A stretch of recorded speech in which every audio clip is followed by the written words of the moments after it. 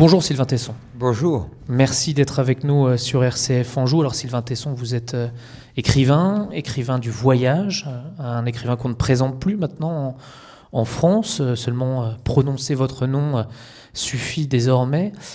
Justement, est-ce que à vos débuts, quand vous avez commencé à marcher autour du monde, est-ce que c'était votre but de connaître la notoriété grâce à vos voyages et à vos récits de voyage, ou c'était autre chose que vous cherchiez, hein, par exemple sur les chemins des évadés du Goulag? Et vous imaginez que je vous réponde oui?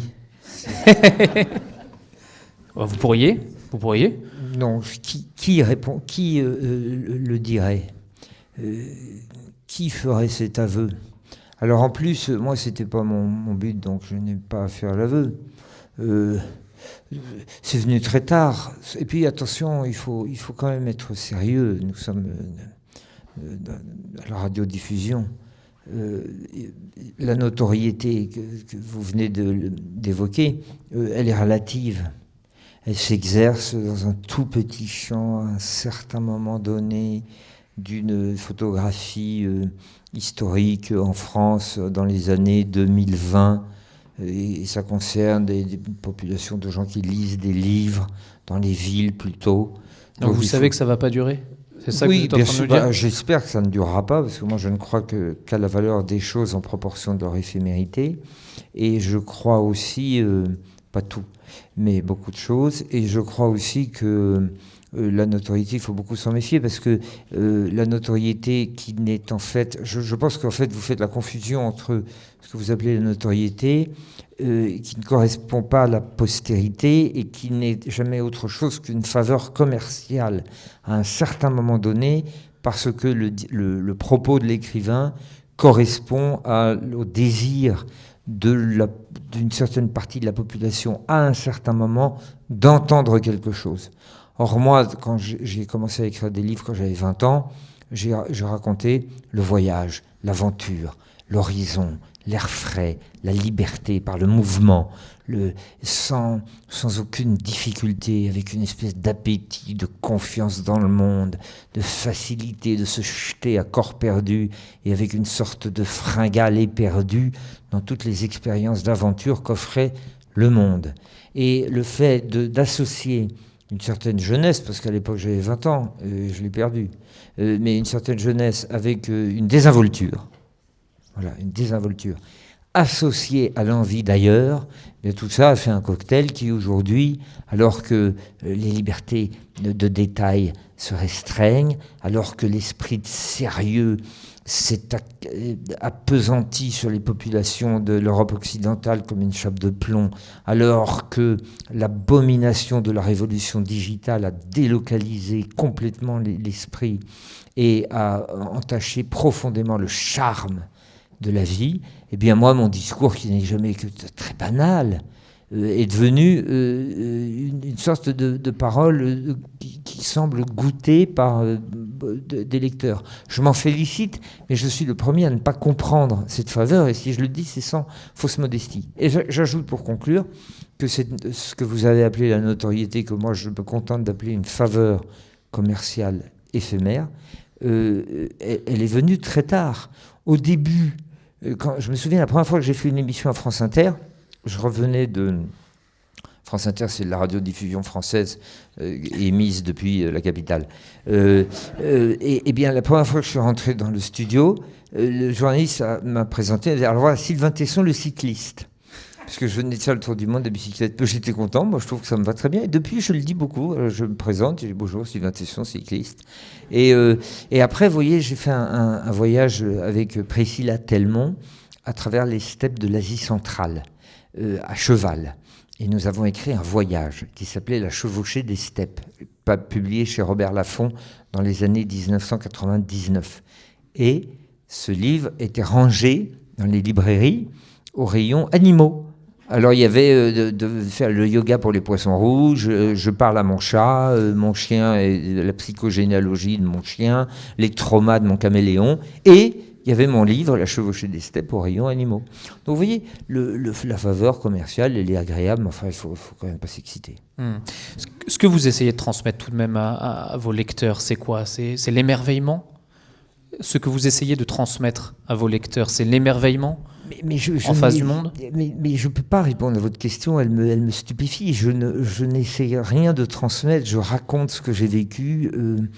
Je me sers de ma vénération pour les mots, pour la langue française et pour le verbe, et je me sers du plaisir que j'ai à verbaliser les choses que je vis ou les choses que je vois, et je m'en sers pour écrire des récits. Je ne cherche rien à transmettre, je cherche à raconter. Mes livres disent ce que je veux dire. Je ne peux rien dire d'autre que ce que je dis dans mes livres. D'où d'ailleurs, à mon avis, sauf ce que nous sommes en train de faire ici naturellement, mais d'où, à mon avis, c'est pas gentil ce que je vais dire. Je ne veux pas dire l'inanité ni l'ineptie, mais à mon avis, l'inutilité de la conversation avec l'écrivain. Parce que l'écrivain, son métier, c'est d'écrire. Et d'écrire ce qu'il veut dire. Alors pourquoi lui donner un micro avec une bonnette Rubiconde et lui demander de dire mal, si possible très vite, parce que l'émission a une durée limitée, ce qu'il a essayé de suer sang et eau de dire longuement dans son livre. Vous voyez, c'est pour ça que moi j'essaie de rien transmettre à mes lecteurs. D'abord, je ne sais pas qui ils sont. Parfois j'ai le plaisir effectivement de rencontrer des personnes qui ont semblé être touchées par ce que j'ai écrit, mais je pense pas, c'est pas comme ça que ça se passe. C'est pas ça la mécanique de l'écriture. Le Dieu du monde, c'est le plaisir. On éprouve un plaisir à raconter ce qu'on a vécu quand on est un écrivain comme moi, non pas de l'imaginaire mais de la restitution du réel, ou bien on éprouve un plaisir à écrire ce qu'on a vécu quand on est un écrivain, à écrire ce qu'on a imaginé quand on est un écrivain de la fiction et de l'invention, et puis dans les deux cas, advienne que pourra. Sylvain Tesson, tout de même, vos écrits sont très souvent ponctués de réflexions, d'aphorismes sur notre société, sur le monde d'aujourd'hui, et c'est souvent d'ailleurs cela, peut-être que vos lecteurs aiment chez vous aussi. Vous critiquez souvent la modernité, vous venez de le faire là tout à l'heure sur cette révolution digitale, numérique. Est-ce que ça veut dire que vous êtes un anti-moderne, Sylvain Tesson? Ah bah oui, j'espère bien. Oui, je crois que... si vous voulez, c'est paradoxal parce qu'en même temps, je me sens un peu comme l'anguille sous la roche ou le jésuite dans le jardin. C'est-à-dire que je bénéficie, moi, de toutes les... Évidemment, je suis un occidental urbain du XXIe siècle qui a été soigné par la science médicale très performante. Je bénéficie absolument de toutes les vertus et des grâces d'une époque historique que je condamne de toutes mes forces. Ce qui est franchement très hypocrite. Et pourquoi vous la condamnez ? Et je la condamne esthétiquement, et je la condamne parce qu'elle me semble désorbiter l'être humain de la valeur profonde, de la dimension réelle de la vie, qui est l'utilisation, l'usage de la meilleure manière possible de tout l'éventail de sens et de capacités psychiques, intellectuelle et voire spirituelle d'ailleurs, que nous avons à notre disposition dans l'intégrité de notre être. Et à partir du moment où une modernité a décidé, il y a 40 ans, qu'une machine allait non seulement nous compléter, nous augmenter, mais en plus se substituer à nous dans beaucoup de domaines, et bien à ce moment-là, je vois une rupture inédite dans l'histoire de l'humanité et qui non seulement ne m'intéresse pas, parce que je crois qu'il n'y a rien d'intéressant qui peut naître de la conversation entre une machine et un homme, mais qu'en plus je récuse de toutes mes forces. C'est pour ça que je crois que vous n'avez pas de téléphone portable. Oui, entre autres, mais ça c'est un détail. Mais en même temps, comment vous vivez ce paradoxe ? Parce que vous avez dit qu'il y avait un paradoxe. Vous aimez bien quand même profiter de ce que vous offre la modernité, le confort d'une vie parisienne aussi un temps. Vous en avez même besoin au retour de vos 6 mois en Sibérie. Comment vous vivez ce paradoxe-là alors ? Non, mais que celui qui n'est pas de paradoxe me jette la première pierre. Je veux dire, on est tous évidemment pétris de nos tensions et de nos contradictions. Et puis, limite, moi, effectivement, l'hôpital français, avec j'ai bénéficié d'une extraordinaire arsenal de prouesses chirurgicales à la suite d'un accident. Mais en même temps, moi, j'étais dans le coma. C'est pas ma faute si on m'a ramassé. Et puis que la modernité m'a apporté ses bienfaits, si vous voulez. C'est vrai que si j'avais été un vrai réac, je serais mort.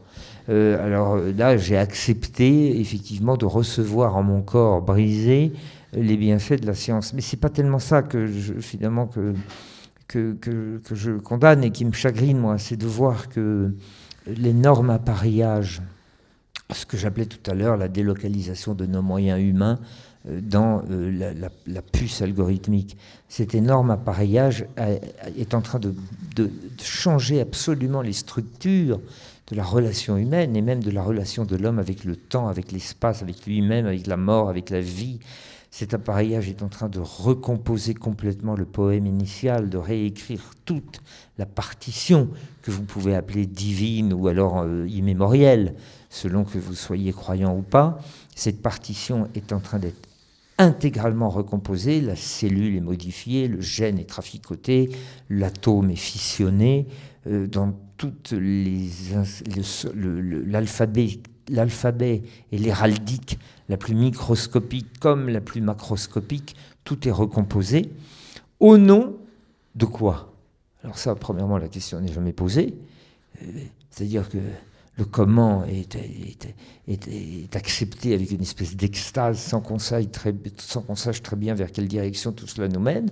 Tout simplement parce que l'esprit humain le peut, sait le faire, a réussi à le faire. Peut-être, enfin en tout cas il y a un emballement qui fait que rien n'est arrêtable, rien ne semble arrêtable. Et deuxièmement, moi je fais un bilan comptable de tout ça. Soyons un peu comptables à un moment.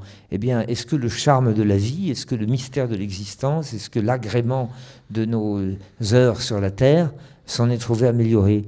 Est-ce que la langue a été fleurie? Est-ce que la pensée s'est trouvée éclaircie? Est-ce que les relations humaines sont fleuries? Eh bien, je ne le trouve pas. Est-ce que les gens sont plus heureux? Est-ce que le plaisir s'est accru?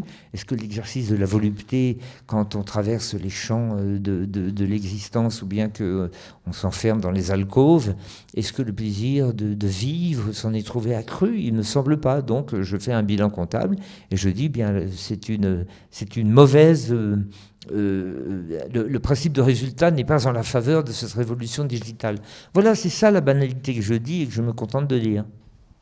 Sylvain Tesson, je voulais parler avec vous un peu de votre relation au spirituel ou à la foi. Vous l'avez déjà déclaré, vous êtes agnostique.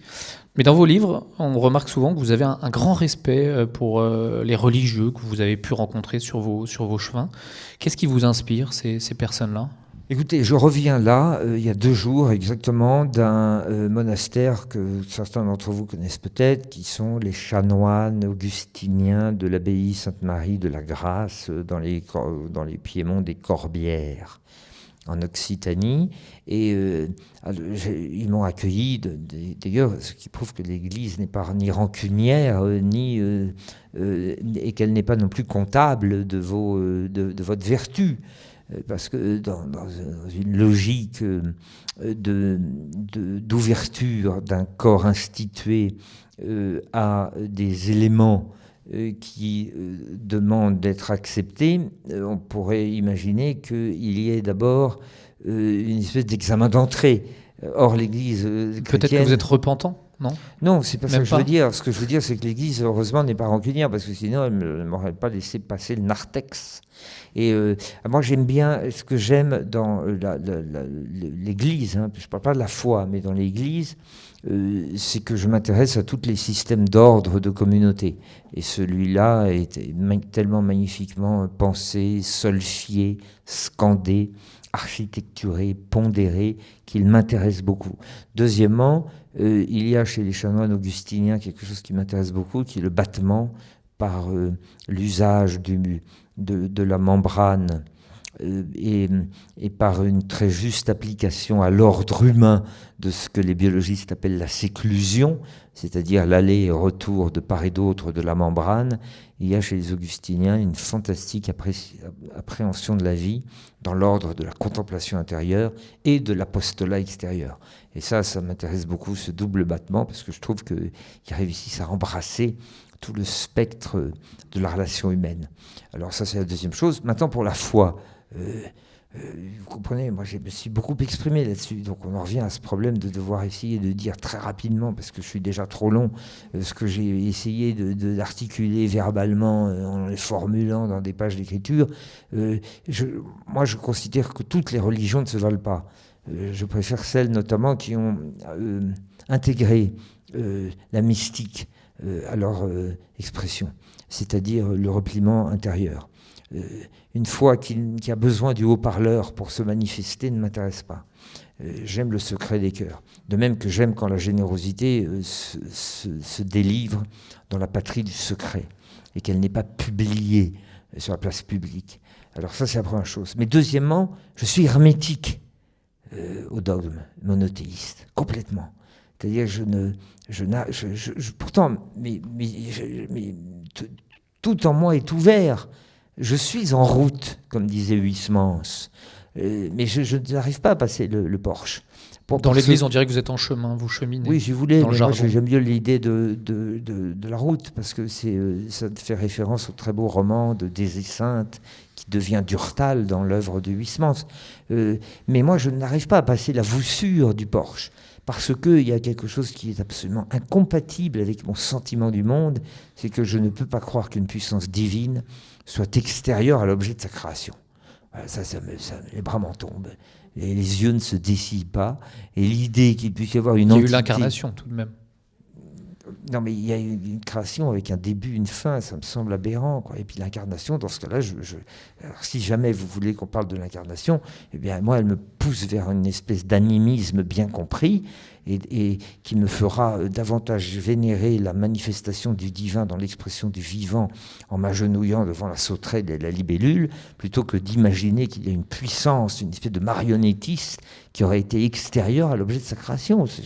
C'est un fossé qui, pour moi, est absolument plus large que l'océan Atlantique si j'étais avec une barque.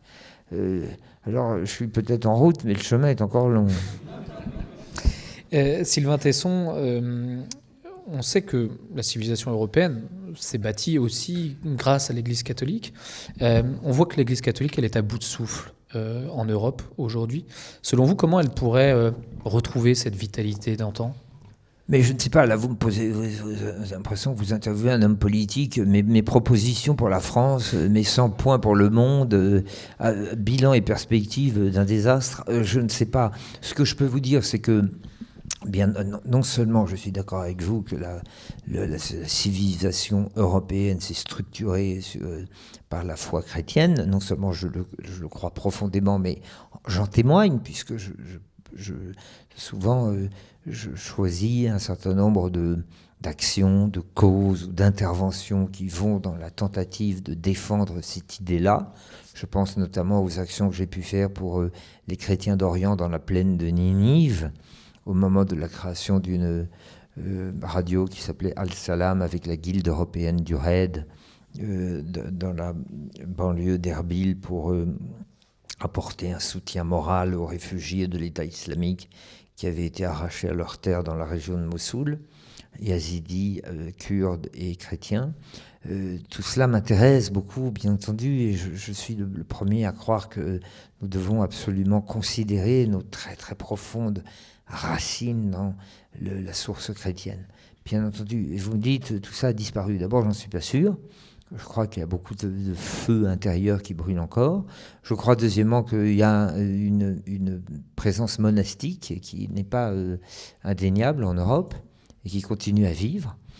Alors effectivement, vous avez raison, l'apostolat, comment on appelle ça, la prêtrise, est effectivement en perte de vitesse. Il faut dire que l'Église a beaucoup commis l'erreur aussi.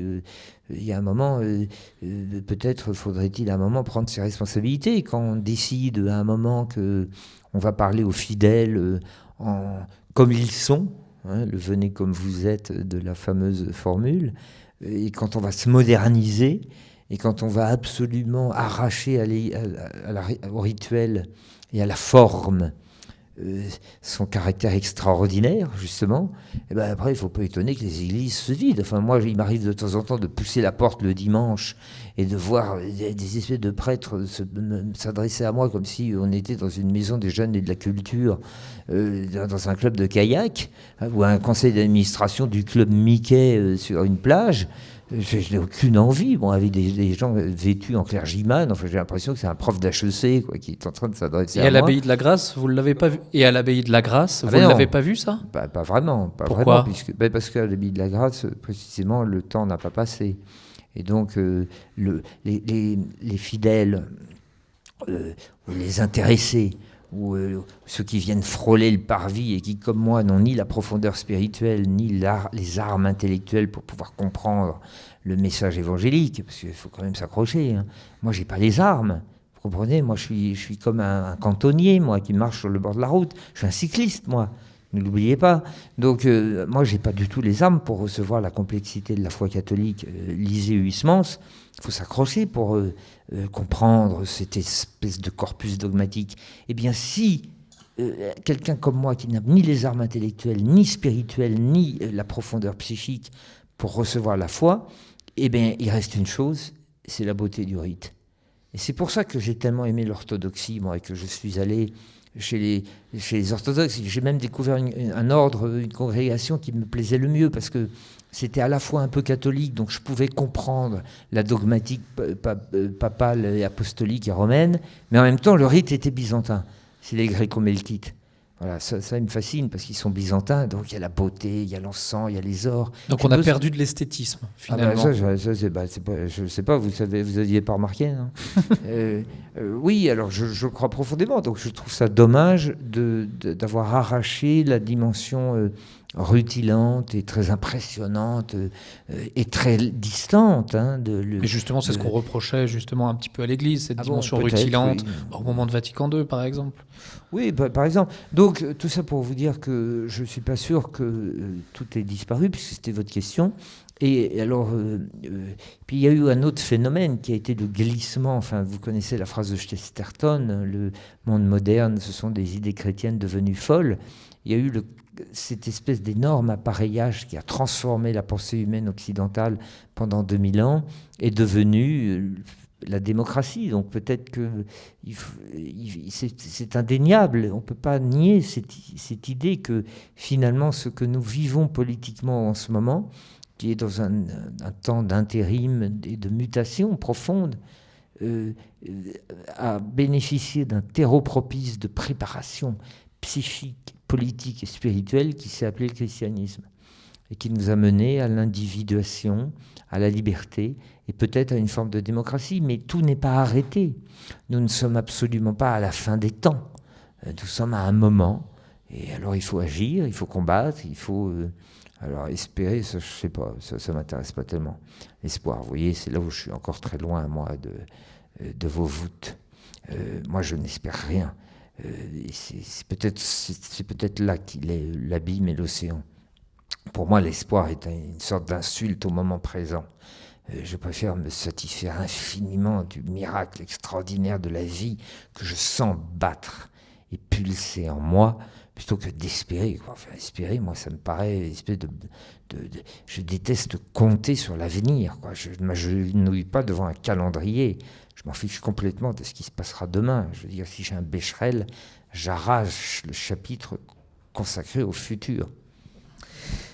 Sylvain Tesson, vous êtes l'un des invités du Festival Cultissime, première édition ici à Angers, le Festival des œuvres cultes. Votre œuvre culte à vous, et je crois, Sur les falaises de marbre de Ernst Junger. Alors c'est un roman de 1939, je ne l'ai pas lu, je le dis tout de suite, un roman allégorique que beaucoup ont tenté de transposer avec l'actualité de l'époque, c'est-à-dire la montée du nazisme et d'Hitler. Alors pouvez-vous nous dire qu'est-ce qui vous a touché dans cette œuvre-là ? Merci de poser cette question de l'œuvre culte, parce que c'est Très beau cette idée de ce qui vous a fondé. C'est une chose dont je parle souvent avec Catherine Von Hofflen, qui est chroniqueuse à la Revue des Deux Mondes et au Figaro, et qui s'intéresse beaucoup à cela, c'est-à-dire au moment où un livre, par son oscillation, peut changer le cours d'une vie. Alors elle, ça a été plutôt les philosophes grecs et Aristote, mais enfin moi je ne suis pas. Alors je me tourne vers une littérature plus facile. Et j'ai aimé ce livre dont vous venez de parler, de Ernst Junger, écrit en 1939. Il est sorti en septembre 1939, au début de la guerre. On y a lu une fable allégorique, comme vous venez de l'évoquer, qui critiquait, qui était même une profonde démolition du projet nazi, ce qui était très courageux, étant donné que Junger ne s'était pas exilé et qu'il avait même un poste dans l'armée de la Wehrmacht. Mais c'est pas pour ces raisons-là, moi. C'est pas pour le caractère cryptique politique que j'ai aimé ce livre. C'est parce que la réflexion sur la nature est superbe. Junger fait de l'observation de la nature et de la compréhension à la fois scientifique, mais aussi de l'appréciation sensuelle de la nature. Il en fait une voie d'échappée au désordre et à la laideur du monde. C'est-à-dire, retirons-nous dans nos herbiers, dans nos forêts, dans nos livres et sur nos microscopes où nous regarderons les élytres des papillons, parce qu'il y a un ordre qui est écrit dans cette beauté architecturée. Vous pouvez l'appeler la création, vous pouvez l'appeler l'ordre cosmique, appelez-le comme vous voulez, mais il y a une écriture magnifiquement déployée sous vos yeux. Et la contemplation doublée de la compréhension, la raison et le cœur, de cet ordre naturel vous permet d'échapper à l'enlaidissement absolu du monde. Et les deux frères qui ne veulent pas, qui veulent combattre par la contemplation le désordre hideux qui est en train de s'opérer sous leurs yeux, se retirent sur les falaises de marbre pour se livrer à la jouissance de la compréhension du monde, qui est une forme de liturgie de la célébration. Et on peut comprendre en quoi cette œuvre vous a inspiré dans vos voyages qui ont suivi, je suppose, ou que ce soit cet enfermement dans cette cabane au bord du lac Baïkal. C'est un peu ça que vous essayez de faire, ce que faisaient ces deux frères ? Oui, par exemple, oui, mais attention, loin de moi l'idée de comparer quoi que ce soit. Je ne compare pas les falaises de marbre à une petite expérience d'ermitage dans la forêt russe. Moi, c'était un chapitre, c'était une expérience, c'était une tentative de comprendre ce que pouvait être la rétractation et la solitude. Je m'intéresse à toutes les formes de rétractation, biologique et sociétale et philosophique. Ça peut être le moine dans sa forêt, ça peut être le cathare en haut de son piton rocheux, ça peut être le pirate sur son île, et ça peut être aussi l'araignée troglodyte au fond de son trou. Tout ce qui participe à cette tentative de se placer hors du monde m'intéresse. Je ne dis pas que j'en fais ma vie, la preuve c'est que je suis en ce moment ici à Angers avec vous. Je ne suis pas sur un piton, mais ça me fascine, j'étudie tout cela, et donc j'ai voulu le vivre en m'enfermant dans une petite cabane pour vivre une solitude modérée et relative, parce que j'avais quand même des voisins qui venaient me visiter, et pour essayer de formuler tout ce qui me passait à l'esprit. Sylvain Tesson, ce sera ma dernière question. Votre prochain voyage, ou celui qui vous fait rêver ? Mais la question du prochain voyage, d'abord, je suis un peu superstitieux, donc je préfère pas trop en parler. Et puis, deuxièmement, c'est comme... moi, j'ai pas d'enfants, mais j'imagine que quand on a des enfants, c'est le dernier qu'on aime le mieux. J'en sais rien, hein, mais il me semble que si on doit les abandonner, on commence par les grands. Eh bien, les voyages, il en va de même, quoi. Moi, mon voyage préféré, c'est mon dernier. Et le dernier voyage, en plus de ça, je suis complètement habité par cela parce que je suis en train d'écrire. J'ai fait un tour du monde il y a très récent, avec quelques amis, une escouade d'amis, dont le guide de montagne qui m'accompagne depuis 20 ans, Daniel Dulac. Et nous avons escaladé 100, le chiffre 100, formes de relief très particulières du monde qu'on appelle les stacks, les piliers maritimes, les piliers de la mer. comme l'aiguille d'Étretat par exemple. Mais il y en a partout autour du monde. On en a identifié 100. Je les ai grimpés et je suis en train d'écrire un livre là-dessus. Sylvain Tesson, merci beaucoup d'avoir répondu à nos questions sur RCF Anjou. Merci.